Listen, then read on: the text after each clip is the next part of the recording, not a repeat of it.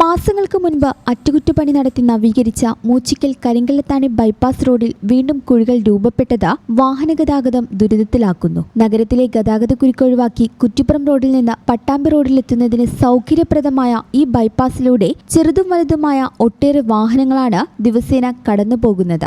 ആറുവരിപ്പാതയുടെ മുക്കിലെ പീടിക വട്ടപ്പാറ വഡക്ട് യാഥാർത്ഥ്യമായതോടെ കോഴിക്കോട് ഭാഗത്തു നിന്നുള്ള മിക്ക വാഹനങ്ങളും ഓണിയിൽ പാലത്തിന് സമീപമുള്ള സർവീസ് റോഡ് ഇറങ്ങി പട്ടാമ്പിക്കൊപ്പം പാലക്കാട് ഭാഗങ്ങളിലേക്ക് പോകാൻ ഈ റോഡാണ് ഉപയോഗിക്കുന്നത്. 2025 നഗരസഭയുടെ വാർഷിക പദ്ധതിയിൽ ഉൾപ്പെടുത്തി ഇരുഭാഗങ്ങളിലുമുള്ള സ്ഥലോടമകൾ ഭൂമി വിട്ടു നൽകിയാണ് റോഡ് നവീകരിച്ചതെങ്കിലും ഉപരിതലം അധികകാലം നിലനിന്നില്ല.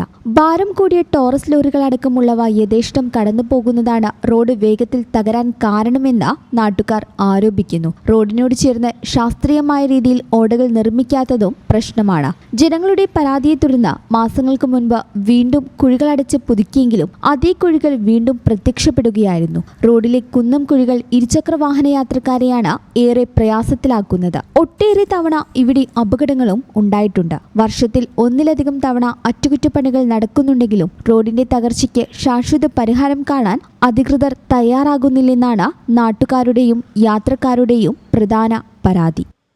ഈ channel news Valanchery. KSFE Valanchery ബ്രാഞ്ചിൽ ഉടൻ ആരംഭിക്കുന്നു 100 മാസ ചിട്ടി. 25 ലക്ഷം രൂപയുടെ ചിട്ടി. വീട് പണിയാൻ, ബിസിനസ്സിന് എല്ലാത്തിനും അനുയോജ്യം. വളാഞ്ചേരി ബ്രാഞ്ചുമായി ഉടൻ ബന്ധപ്പെടുക.